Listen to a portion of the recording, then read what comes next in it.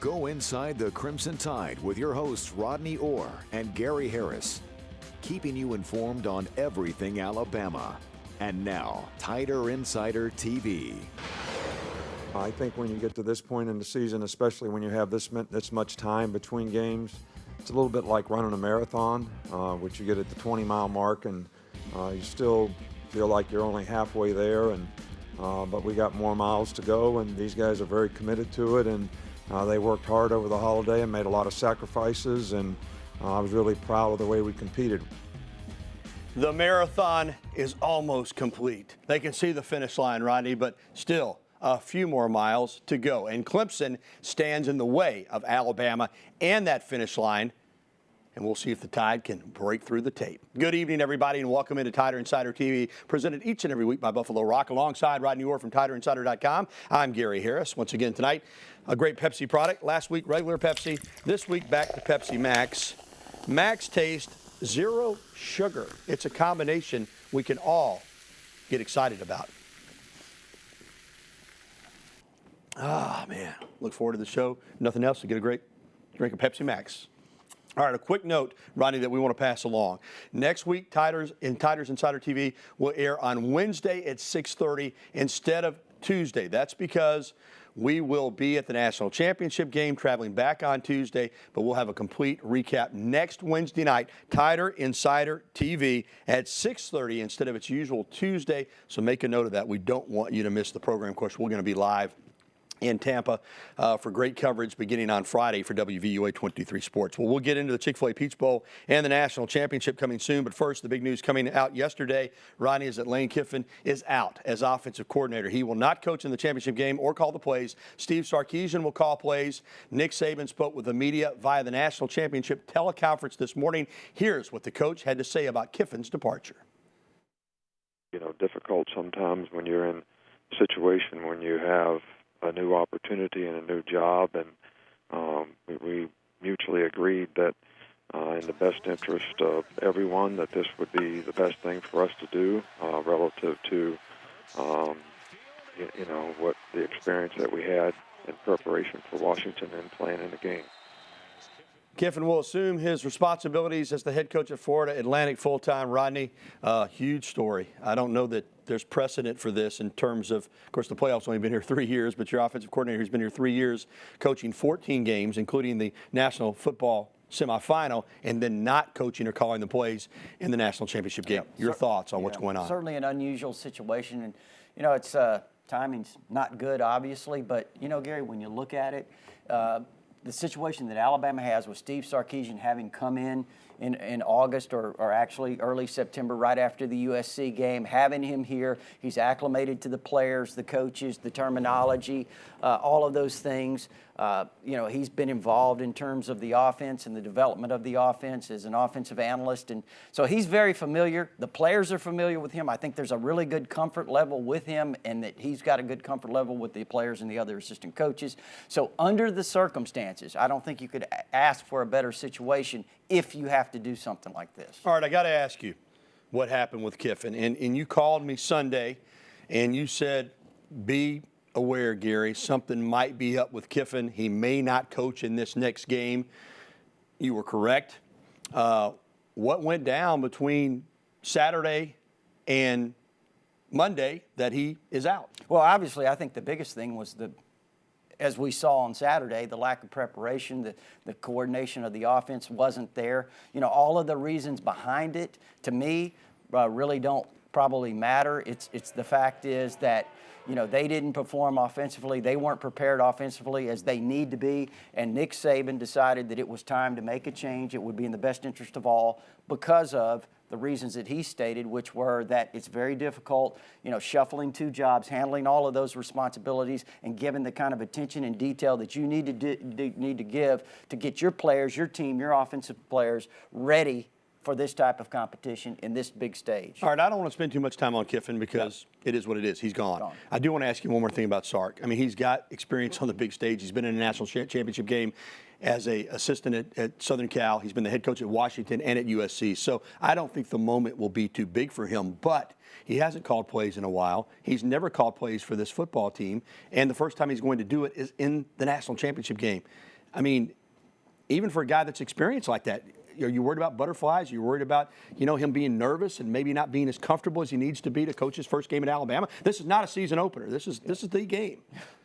Well, I think, Gary, when you look at it again, it goes back to what I said earlier. I think his comfort level is really good here. It's not like they just brought him in this week. He's a guy that has a lot of experience in terms of, like you mentioned, on the big stage before. He's been a head coach at 2 really major programs.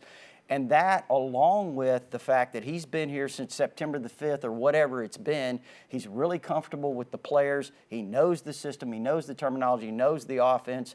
And all of the assistant coaches, I think that the familiarity, that certainly kind of decreases the concerns that I would have. All right. Well, thank goodness we're having this discussion because that means Alabama won the Chick-Fil-A Peach Bowl. The Tide scored 24 unanswered points after Washington got on the board first. That's a trend we've seen lately with Bama falling behind. The defense was dominant again, especially after that early touchdown pass. But perhaps what stood out most was Bo Scarborough.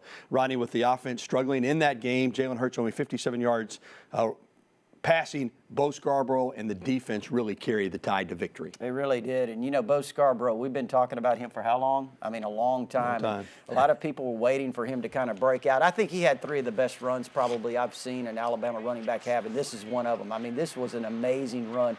And you just kind of waited. We felt like this might be Bo's game.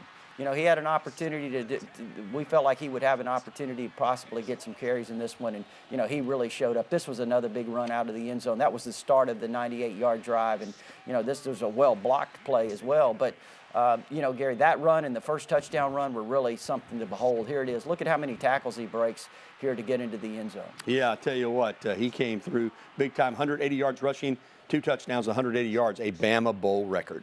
Well, still to come on Tider Insider Television, Alabama versus Clemson Part 2. We'll talk about the first championship game rematch ever coming up. Plus, the Crimson Tide picks up another commitment at the Under Armour All-American game. We'll have the latest on the recruiting trail.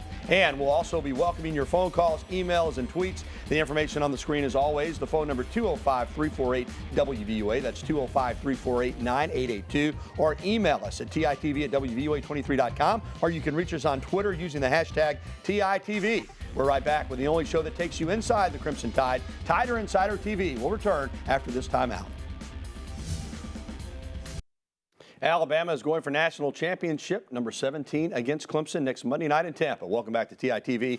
Gary Harris with Rodney Orr. And Rodney, let's get right into this. Deshaun Watson had a spectacular game against the Crimson Tide in last year's championship game in Phoenix. The Tide gave up 40 points, but Bama got the win, 45-40. A lot of people seem to have forgotten that Bama did win the game. Clemson, I guess, has the revenge factor, but Alabama hasn't lost a game since September of 2015. How do you see the rematch next Monday night? Yeah, I think it's got a chance to be another really outstanding game, Gary. These, the really good thing about this, these are clearly the 2 best teams in the country. I think when you look at, I really love the matchup of Alabama's defense, that great defense, and against Deshaun Watson, and they have a lot of weapons at the receiver position, Gary. So this is really going to be a fantastic game, I think, and I think that it's going to come down to just what we've just talked about, the Alabama defense being able to slow down Deshaun Watson and the Clemson offense. If they can do that, I think Alabama, they may have number 17. Ron, a lot of talk about Clemson wanting Alabama. You know what? I think Alabama wants Clemson. That's right. Even though the Tide won the game, I think the defense was embarrassed last year. I think they want to make amends. I think they want another crack at Deshaun. We'll see what happens. But I think Alabama's excited about the rematch, too. I don't think there's any question about it. I think the Alabama defensive players, Gary, I think they feel like that they did not play their best game last year. Really, Alabama seemed to kind of peak in that semifinal game against Michigan State last year, did not play as well in the championship game. And, maybe this year it'll be just the reverse. And you always want to have your best game there at the end, Gary. When you're in a game like this, this is when you want to kind of hit that best game of the year. And kudos to both these teams for finishing their last year, being 1-2 to start the season and getting back. That's quite an accomplishment for both. Well, Sunday was the Under Armour All-American game. The Alabama commit with the best game, probably Dylan Moses, who led all players in the game with 10 tackles. But Alabama added another commitment in Xavier McKinney, who had actually decommitted from Alabama over the summer. Now, what's surprising here is that most people, Rodney, thought that he would commit to Clemson. It did not happen. Well, first of all, I would like to thank my family, God, and my teammates over here supporting me, and everybody watching. I would like to take my talents to the University of Alabama. Alabama it is. I know this may be a dumb question, but why Alabama? Just feel like that would be the best place for me to strive as a player and a person, so that's why. Rodney, I'm going to ask you the same question. Why Alabama? Because every person on the 24/7 Sports Crystal Ball picked him to go to Clemson. What happened? Of course, it's good news for Alabama, but what turned the tide, pardon the pun? Well, I think, Gary, when you look at that situation, he was originally committed to Alabama. Alabama continued to recruit him after he decommitted. And I think that Derek Ainsley did an outstanding job kind of talking to people over there in the Roswell area associated with that program. They thought Derek Ainsley did a fantastic job with not only Xavier McKinney, but also his mother. So I think the secondary coach at Alabama, Derek Ainsley, gets a lot of credit for it. But I tell you what, believe it or not, after Alabama beats Washington, okay, in the semifinal game, Nick Saban talks to Xavier McKinney for a long time that night and closes the deal. There you go. He's the closer. And Ainsley got Mama on board. That's always important. Still to come, an update on the men's basketball program starting conference play tonight. And next, we'll be welcoming your phone calls, emails, and tweets. Again, there's the information on the screen, 205-348-9882. Call in now so you can get through. We'll be back with more of the show that takes you inside the Crimson Tide. The one, the only Tider Insider TV is coming back after this. We had a pretty decent grade our last two games, but we know, we can't be satisfied. There's still some correctable areas on both offense and defense that we can improve in, but they're all correctable. There are things that we can take care of. And, of course, Avery Johnson, Alabama men's basketball team, opens SEC play tonight in Starkville at Humphrey Coliseum against Mississippi State at 7:30. Bama would love to get off to a good start, get a win in the first conference game before coming home this weekend. Let's go to the phone lines. First up, our good buddy Harold over in Anniston. Welcome in, Harold. How are you? How you doing, guys? Doing well. Hey, I got a question for both of you. Rodney, my question for you is, man, I was watching the Under Armour game, and they got a guy, I don't know if I got his name right, LeBron Ray from here in the state of Alabama. I want to know, are we actively recruiting him, or are we in there good? And, Gary, my question for you is, after watching the game, and most of these games, man, seems like they're keying on Jalen Hurts, man, and I know everybody sees it. It looks like to me he's got to start handing the ball off more to the backs instead of trying to keep it. Yeah, those kind of tie in together, Harold. I think, Rodney, that to pick up the second part first, a lot of those times he's making the read. And I agree with Harold. I think in the game against Washington, I saw some times if he'd given it to the back, I thought was more there than keeping it. I do think he needs to read some of those, inside zone plays, keep or hand off a little bit better. Yeah, and I think that comes with some experience, certainly. I just think that's really all it is. And, he has missed some of those reads, but I think he's made a lot of them too. Yeah, he has. He's made some tremendous reads and made some big plays on when he's kept the ball, and he's obviously very dangerous. All right, thanks for the call. He wanted to know about LeBron Ray. Yeah, that's right. Go ahead. LeBron Ray. Yeah, LeBron Ray was in that Under Armour game. He is a defensive end from James Clemens High School up in Madison. He is a tremendous player, Harold. There's no question about that. He dominated practices last week leading up to that game, and you'll like to know that I think he's going to end up at Alabama. All right, let's go back to Anniston. We may have to take the show on the road to Anniston sometime. We got a lot of fans over there. This is David waiting to talk to us in Calhoun County. Hey, David, what's up? Hey, guys, I love your show, and it's great to be on it. I got two questions. Okay. First of all, how do you think our defense will do containing Deshaun Watson this year, and can our offensive line, handle the defensive line of Clemson? How do y'all feel about that? And hopefully this time next week we're talking about a national championship. I hear you, David. I think Alabama's defense needs to do a better job of handling Clemson than they did last year. I'm not sure the offense is going to score 45 this time, so they need to play better. You know, I thought there were probably times that they looked a little tired last year, and I think maybe they peaked a little bit early in that Michigan State game. Did not play extremely well. I don't know if the Kirby Smart transition, the fact that he was leaving, if that had a lot to do with it, Gary, or not, in terms of the preparation last year. But, you know, what was it at halftime? Was it 10-10? I think it was a 10-10 game at halftime, so it was really kind of low scoring. A lot of those points were scored late. If you remember, with 8 minutes left in the game, actually, Clemson had 24 points. That's right. And they ended up with 40. They got a couple of late touchdowns. So, again, I think some of that was a little bit maybe exaggerated by what happened at the end. As far as the offensive line, I think they can do the job. I think they're underrated. I've said that to you, Rodney. I think this Alabama offensive line has been picked on a little bit. I think they're better than they're given credit for. Yeah, and I think, too, sometimes people overreact by the most recent events and what they saw Saturday against Washington. And I think part of that was the coordination of the offense. And I think that, you know, we may see a lot better performance this Saturday. All right, Rodney, Monday, I should say. An email this time from Brad in Trustful, and expected here. A lot of talk on the internet about this. What's your opinion on Najee Harris, Alabama or Michigan? Rodney, committed to Alabama, but Michigan folks still seem to feel really good that he's going to wind up in Ann Arbor. They're actually insisting that he will end up a Wolverine come Monday. But, you know, we'll see what happens. Again, he's been committed since April of 2015. And, you know, I know that the confidence level around here has been extremely high, that he will stick to that commitment. I know Tosh LaPoy's done an outstanding job of recruiting him for Alabama. But once again, Gary, you know, this is recruiting. We kind of went through something very similar with Trent Richardson, as you remember, back in 2009. So we'll see. We'll see. That's all you can do is wait and see. All right, coming up, more phone calls, emails, and tweets right after this. There's the number and the information on the screen how to get in touch with us. Call now, 205-348-9882, so you can get through.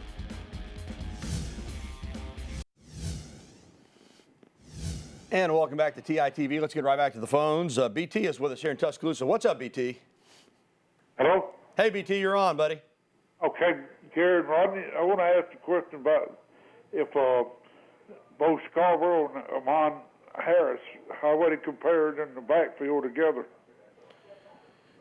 Okay, did you catch that, Rodney? Yeah, it sounded like he wanted to know why maybe they don't play together. Sometimes use them on the field together. Because they're mainly a one-back team. Yeah, and, you know, certainly, you know, we haven't seen that this year, but, you know, as far as why doesn't Bo start, which that might have been his question too. That too, yeah. You know, it really doesn't matter, BT, to be quite honest with you. They shuffle those guys in. They all get their opportunities of carries. You keep them fresh, and I don't see where it really matters. Yeah, he didn't start the last game, but he got 19 carries, which was the most among the three running backs. All right, let's take a Twitter question, Rodney, from DG Corrington. Are there any graduate transfers or walk-on quarterbacks that could provide depth next year? That's always a possibility, and there are a couple of walk-ons on the roster right now. Of course, you're going to have two freshman signees coming in, but I don't think there'll be any doubt that with two veteran quarterbacks transferring out, that they'll be looking to walk-ons and possibly graduate transfers or transfers to provide depth at the QB position. And there could be, certainly. We don't know who those are right now. Usually that happens later on, and you know, if you're really talking about, and he's talking about depth, most guys look for a place where they can play when you're talking about graduate transfers, but we're certainly going to keep our ears out for that. Yeah, but they always have some really talented players in the walk-on program at that position. All right, let's go back to the phones. In Adamsville, Dwight is waiting to talk with us. Welcome in, Dwight. Good evening, guys. Good evening. Just got a question. B.J. Edmonds, is he hurt? I haven't seen him play. I was just wondering. He is, Dwight. He's been out. I think it's a foot, isn't it, Ron? He's been out for a while. He had foot surgery earlier in the year. Not dressing right now. Yeah, had foot surgery earlier in the year, and it's kind of sidelined him the rest of the season. But he's a really good player. Yeah, they like him a lot, Dwight. Let's stay here in Tuscaloosa and talk to Gene. Gene, how are you? Good afternoon. Great job. Thank you. I think it'd be great to blow Clemson's mind and see if we could put Jalen Hurts running in the backfield and add the quarterback, have two quarterbacks in at the same time and one do the passing. Okay, Gene, I'm gonna tell you. I know exactly what you're saying, but Jalen Hurts is a quarterback. That's what he is. That's all he's ever been. I know you could say you could put him in and put somebody else in to throw, but he can throw the ball fine, Gene. I think that, you know, he's a quarterback. That's where he's going to play. He can run. He adds a dimension, Rodney. You would agree that that is dangerous for the defense to have to deal with, but he's the quarterback, and I don't think they're really going to use him in any other role. And there may be a trick play or something where they get another quarterback in occasionally, but I think that's where he started. started, and that's where he'll finish here. Yeah, and I think you're right in terms of his ability to run. I think he brings a running back type of, player when he decides to run. But he is an excellent passer, and I think that it's very difficult for a true freshman to play the quarterback position, come in and learn the passing game, all the things that he's had to do. And too, Gary, I think when people get critical sometimes of the offense and all that, you have to remember he's a true freshman. And, the difficulties that they had offensively in terms of the coordination of it, that impacts him quite a bit because he's got to handle the ball on every play. He's going to get better. James and Bessemer, we got to go fast. What's up, James? Hello. I just wondered, I enjoyed so much that situation you had with Barry the other night, that talk, and we need to have a restoration of real honor to those coaches rather than throwing Gatorade or water on top of them. Do you think they'll ever get back to raising it on their shoulders and giving them honor and calling them not Bear Bryant, but calling by the right name? I hear you, James. I like to call coaches coach. That's just kind of something I've always done.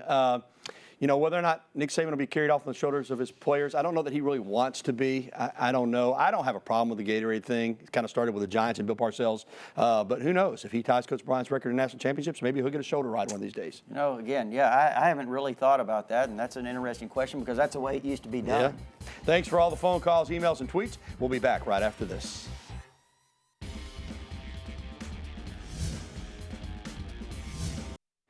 And Alabama held its first national championship practice this afternoon, and there's the new offensive coordinator and play caller, Steve Sarkisian. Bama practice here all week and then head to Tampa on Friday. Rodney, it's prediction time because we won't be with you again until after the game. Alabama and Clemson, round 2. How do you see it? Well, you listen to some of these national experts, Gary, it's like Alabama doesn't have a chance. Are you kidding me? I mean, Alabama's won 26 straight games. They've won 4 of the last 7 national championships. They're defending national champions. They've been number 1 since the preseason. I think Alabama's the team here that's being disrespected. I think the Alabama defensive players really eager to get another shot at this Clemson offense. Deshaun Watson, Gary, I think Alabama's going to win 27-20. Wow. We don't script this, y'all. I don't know what to say. I agree with everything you said. I really think Alabama's defense is going to show up. Look at the score. I picked it the exact same score. I don't know if that's good or bad. 27-20 Bama. I hope it's good. I hope it's good that we're on the same page and that we diagnosed it correctly. We'll find out next Monday night. All right, that's going to do it for the program. Our beautiful shirts provided, as always, by the Locker Room in downtown Tuscaloosa. Go by and see them. Home of the original Elephant Wear, or shop online at locker-room.biz. And that's it for the program. We'll be with you next Wednesday night at 6:30. Have a great evening. For Rodney, I'm Gary. Good night.